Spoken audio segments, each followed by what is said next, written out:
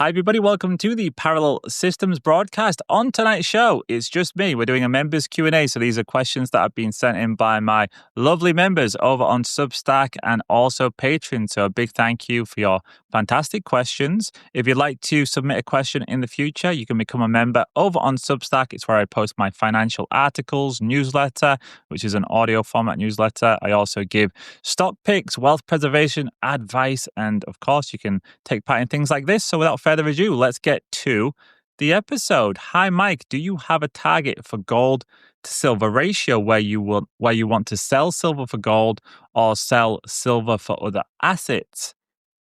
Very simple. The gold to silver ratio for me is between 50 and 80. Now, you might say, why not 20 and 90? Why not 10 and 120? Because, the gold to silver ratio oscillates up and down. There's extremes at either end. So at the top end, there's 120 we've hit. On the bottom end, it's been down beneath 20. But if you're playing the gold to silver ratio, what you actually want to do is to have a good, nice range that's going to hit the bottom and top frequently, because every time you hit the bottom or the top and convert out of silver to gold and gold back to silver, that's when you increase your ounces. If your range is too wide and it doesn't hit those extremes often enough, what you'll find is that you actually earn less money. It's not very useful. So I studied the gold to silver ratio going back many years, and I found that in the modern era, the range 50 to 80, you hit the bottom and the top very frequently, every few years sometimes. And that's really useful for compounding ounces. So I studied it between 1995 and today, and I found out that if you put 10 ounces in 1995, by the time you get to where we are right now, you'd be up to around 80 ounces of gold, 10 ounces to 80 ounces without adding any extra money. All you did was start with 10 ounces and play the gold to silver ratio. 50, you go into gold when it hits 50 or less. When it hits 80 or more on the up end, you go into silver. And this is a fantastic way to compound your wealth over a lifetime. It's a fantastic thing to do for a child. For example, if you have a child or a grandchild, you could start with a few ounces of gold when they're born, play this ratio for them over the next 20 years. And by the time they get to adulthood, they would actually have enough money to buy a house or maybe close, especially going into times like now. We're in now where it's very volatile, and we're going to see the gold price revalue higher and higher and higher, and silver's going to follow. So these are strategies that everyone should be implementing. You don't have to do it with your entire portfolio. You just do it with a small part of your portfolio, and it's very useful. It's just another way of increasing wealth with no cost to you. There is no cost to doing it, but it's very powerful. So for me, it is 50 and 80 on the ratios, and it works very well. The next question is, Mike, do you suggest physical uranium or ETFs? And this is talking about what's going to be most dangerous going into the Great Taking. Well, I wrote an article recently on my Substack titled Why I Am Betting Big on Uranium. And I do a deep dive on uranium. I discuss how my latest call on uranium, which was earlier this year, I got the bottom almost to the day. So we called the bottom of the market. It's up around 40% this year since that call. So a good year for my members and subscribers who took my lead on that one. And I did recommend that people look at the physical trusts. So the Sprott Uranium Trust in the US and Yellowcake in Europe and the UK. Now, why do I like the physical trust? Well, they're much lower risk. There's no operational risk. There's no mining. There's no big companies. There's no permitting and environmental permitting that you need or cleanup costs. There's no worrying about mine shutdowns and all of the, mining's a dirty business. You have so many problems. With the Uranium Trust, what they do is they create long-term contractual agreements with the actual miners where they buy the product off them. And for example, Yellowcake, when I first started buying this company, they were the first of its type. Nobody had ever bought uranium like this before. What they started doing was going to the miners who were on their knees because the uranium cycle had turned down. After Fukushima, we saw all of these reactors were being closed down across the world. The uranium miners couldn't even afford to mine it at the prices that they were being offered. So they said, well, we're going to close down our mines, which is very costly to close down and costly to start back up. It was a disaster.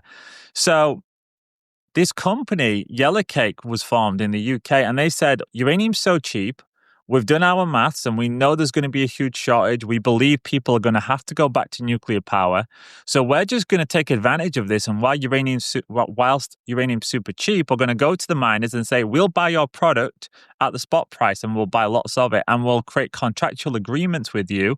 This was very smart, where we can buy at the same price going forwards for the next 2-3 years. So they had the optionality to buy more when uranium was selling at something like $40. And of course, the miners were up for it because nobody wanted uranium. So they created these long-term contracts, filled up these warehouses full of uranium, and then the price started to go up. And where are we today? We've got structural shortages in uranium going out years into the future. They're turning reactors back on left, right, and center across the world. China's building reactors all over the place. The US and Europe are saying all the reactors we said we was going to decommission, we're now going to revamp them and keep them online for another 20, 30 years. You've got the AI bubble, and they're saying they're going to need to bring online the energy requirements for a country the size of Japan every year for the next 30 years to achieve the energy requirements for the AI expansion. It's insane. And the only way they're going to do that is with nuclear. But it takes a long time to bring online more uranium and to get the mines set up. You're talking 15, 20 years. So there's going to be a shortage. And I think those uranium trusts are perfectly situated to profit from that. So whilst they might seem like a boring investment compared to buying a miner, which can go up hundreds of %, these are more slow and steady. The risk is lower. The volatility is lower. Actually, who's going to have the most profit in a massive shortage? It's going to be the people who own the uranium. They don't have to mine it. It's already there.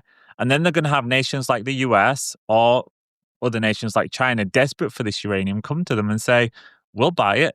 And the price, of course, will be shooting up at that point. Meanwhile, the miners going into a bifurcation of East and West, and there's going to be huge jurisdictional risk. There's going to be mine nationalizations. There's going to be conflicts that shut down mine. There's going to be all kinds of problems with the miners. So whilst I'm not saying don't use miners, I'm just saying if you want a low risk investment, that's going to be likely. It's got less places where it can go wrong, basically. Then I'd say stick to the physical ETFs for that. But in a great taking scenario, all shares can be taken. So I don't think anything protects us necessarily from that, but they at least have real product in warehouses. So if you've got the physical certificates for your shares, you would likely see those companies survive because they don't have much leverage at all, unlike mines, which have huge leverage. So, yeah, if you're more interested in uranium, please check out my article because I go deep dive on that and I did a lot of research for that one. It took me about 20 hours to write that, so it was a big article. Okay, on to the next one. Thanks, Mike. What's the best sources for purchasing old coinage? And there's another one, where can you buy gold backs in the UK? The gold backs question, I have no idea. So you'll have to do the research on that yourself. In terms of old coinage, well, it really depends. Wherever you're buying old coins, you want to buy from someone reputable. And it depends what type of old coins you're looking at. If you're looking for collectible old coins like sovereigns, you can buy them in auctions. You can buy them graded by NGC. And there's a whole market for collectible old coins. But if you're talking about junk silver, I used to buy a lot of junk silver and I used to buy it on eBay. And I'll tell you how I used to do it. I used to look for job lots where somebody was selling like 15, 20 junk silver coins of all different types. And I was a little bit of a geek. I'm not going to lie. I had my calculator and I was always calculating the silver content of all the coins because most of the time the sellers didn't even know themselves. They'd be like, oh, I think those coins, it's 90% silver. That one might be 40. So I'd calculate the total silver quantity and then I'd go to the spot price and I'd value the silver that these people were selling. And I'd always look for auctions that were mispriced or were selling late at night when nobody was bidding. And my goal was to always try and buy the silver under spot. And I made it a little bit of a game. It was a hobby. It was a little bit of a hobby that I had. And I did it for 6 months. And over the course of 6 months, by buying junk silver on eBay and trying to buy it under spot by, valuing these job lots myself, I managed to get $2,500 worth of silver for around $600. So I paid $600, but the silver content totaled around $2,500 worth. So it was definitely fun. I learned a lot about old coins. in the process because I had to research them and find out their weight and the silver content. And that was interesting too, looking at all these different coins from the past and realizing that, yes, silver used to be money and it was a great form of money, and how much we've lost since they took silver from us. Gold too. So yeah, I like learning about old coins. You can still find opportunities if you're willing to put in the legwork. So kind of like with the gold to silver ratio strategy, this is another strategy that can work for people who don't have much money, but they want to increase their wealth. And there are always strategies. With the gold to silver ratio, for example, you can increase your wealth without ever adding any more money to the pot. You just start off with a few ounces of gold and that's all you've got, but you can still increase it. With this strategy, you are buying silver under spot. So for $600, $700, you can come away with thousands of dollars worth of silver. Another great strategy for people who want to increase their wealth without much money. There's also a strategy that I use in terms of buying stocks where you maybe start out with $10,000 worth of stocks. You never ever add another penny to those stocks. So you've only got $10,000 to begin with. But by buying correctly and selling and taking money off the table, you can compound your shares over your life.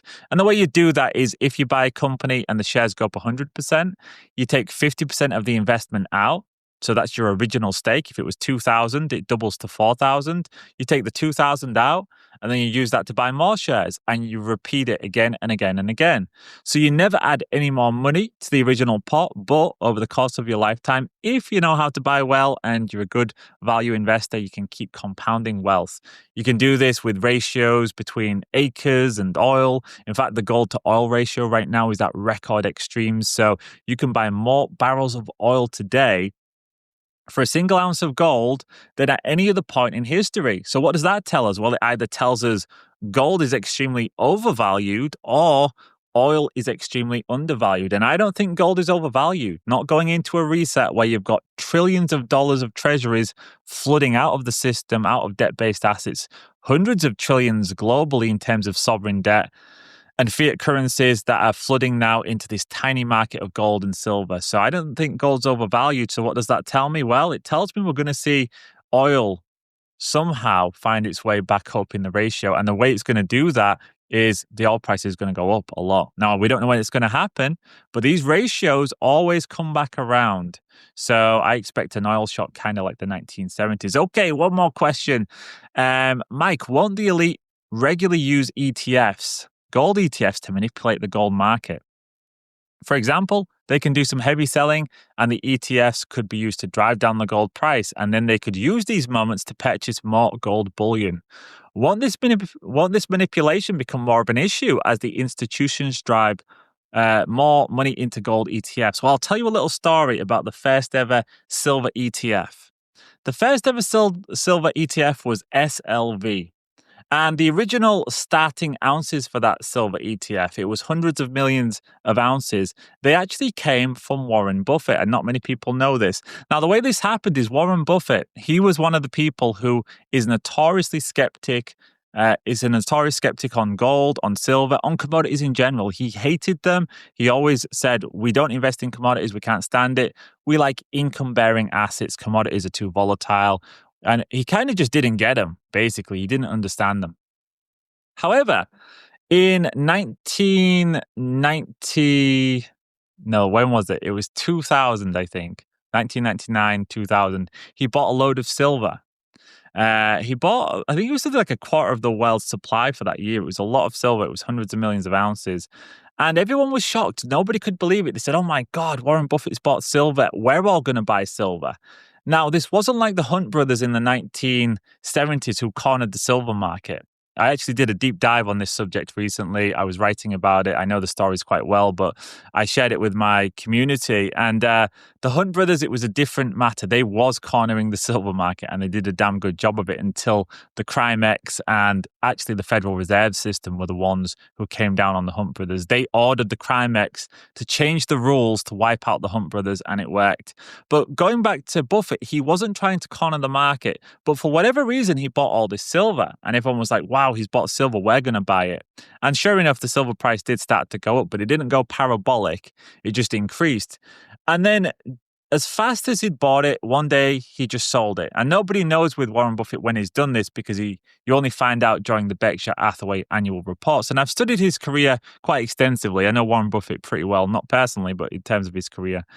And he sold all of the silver midway through the 2000s. It was around 2005. And it turns out that all of that silver went to went to iShares, which is a BlackRock subsidiary, to create the SLV. And I thought, well, isn't that strange? How did that happen? He buys all of this silver and he's not into silver. He sells it at a terrible time. He'd seen a little bit of price appreciation, but this was before the raging bull market that continued right up until 2012 when we had the blow off top. So he didn't sell it at a good time. And it just so happened that he sold it at the precise time the first ever SLV silver ETF was being created. I thought, what are the chances? What are the chances? Well, I think the chances are very slim. And if you study Warren Buffett's career, you know that he really is a key ally of the Ponzi system itself. I call him Ponzi royalty, his Ponzi royalty. And he is, and he's very much enmeshed with the system. So first and foremost, I thought there's no way that Warren Buffett was allowed to buy all of that silver, which is very sensitive. Remember this long history of silver being money. We just spoke about it with old coinage, and we spoke about how it used to be money. Then there was the Hunt brothers, and there was that massive cornering of the market, which could be done at any point, by the way, by somebody with deep pockets. They don't do it because of what happened to the Hunt brothers. They got destroyed. The Federal Reserve System and the families who control that system destroyed the Hunts, almost bankrupted them. Got them banned for life from trading commodities and also forced them to sell all of the silver. So nobody dared do it since then.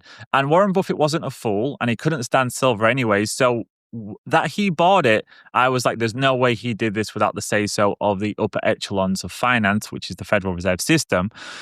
And I believe that they was using Warren Buffett to legitimize the first ever silver ETF. Because just think about it, before that, nobody had ever seen an ETF that had physical backing before. Nobody would have trusted that. Can you imagine somebody coming up to you and saying, hey guys, I know you can buy this physical silver, but guess what? I've got some hidden in this basement over here. I promise you it's there. I promise you I've got millions of ounces. Just buy it off me instead. Now, you're not going to get the silver. You're just going to get these shares. People would have said, are you insane?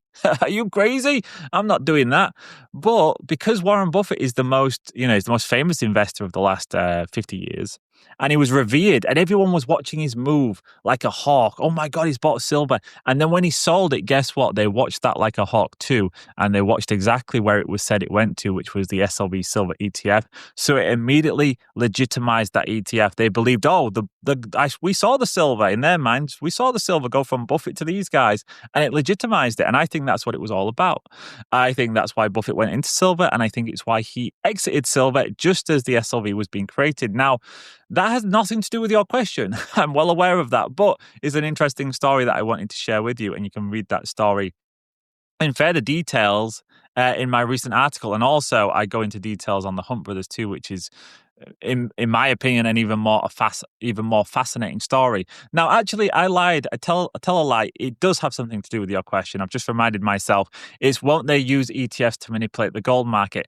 The answer to that's no. The reason I discussed that story with Buffett is because I think that's the problem with the ETFs, that they don't actually have all of that metal. I don't believe they do.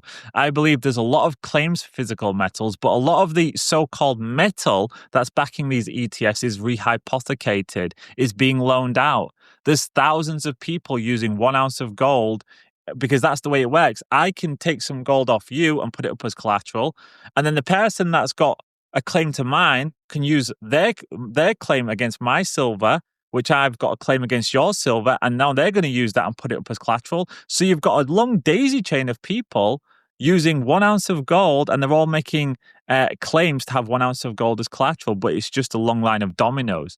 That's what it's like. And I think all of these ETFs are filled with vaults full of paper promises. So you go to the vault, you think you're going to find 1,000 tons of silver, and you just find a note saying, JP Morgan owes you 1,000 tons of silver. You go to the next one. Morgan Stanley owes JP Morgan 1,000 tons of silver. You just go through it like a phone book. That's what it looks like. So the ETFs are junk. You will never see that metal. If you buy an ETF, just know you are basically getting exposure to the price of the metal, period. They'll pay you out in fiat. They don't have to pay you out in metals, and the metals probably ain't there either, which is why I think they used Warren Buffett to legitimize them. So, how are they manipulating the markets? Well, I think they do it through derivatives. If you look at JP Morgan, for example, they have massive amounts of notional derivatives, almost $1 trillion worth of precious metals derivatives. They've already been busted for manipulating the markets.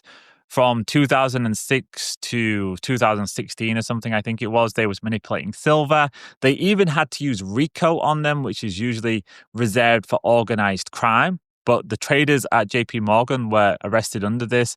They paid massive fines, but nowhere near enough to cover the amount they looted. And this happens all the time. So that's how they manipulate the markets, is with derivatives contracts. But I do believe we're going into a period where they need the prices to rise, at least of gold, because it's going to be used as a debt sponge, which I spoke about in my recent episode. Well, maybe it's not out yet. I'm not sure which one I'm publishing first. In any case, my friends, I'm going to leave it there for this Q&A, but of course there is a part number 2 for members over on Substack. So if you enjoyed this Q&A and you want to listen to the second part of it, I've got some more great questions from the community. You can find me over there on Substack, link in the description. As always, thank you so much for listening. Take care of yourselves, and I'll see you in the next one.